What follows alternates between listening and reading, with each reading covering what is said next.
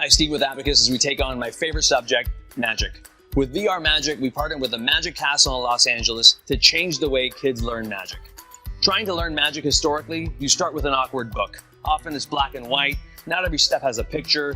Am I holding the card right? What does it mean to double lift with a pinky grip? It's hard to digest the details without seeing the finesse, without the performance, without the story. So let's disrupt the traditional play pattern. First, we take you into virtual reality to see the trick.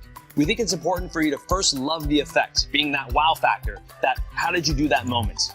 Then, every maneuver, along with its nuances, comes alive in detail. So you see exactly how it's performed. We start with key principles like misdirection, shuffles, sleight of hand, then tackle cards, coins, ropes, and even get into mentalism and grand illusions like levitation and disappearing acts. For us, magic is more than just tricks. It instills confidence, improves critical thinking skills. This 80-page book is loaded with over 30 jaw-dropping tricks, truly a revolutionary approach to digesting magic.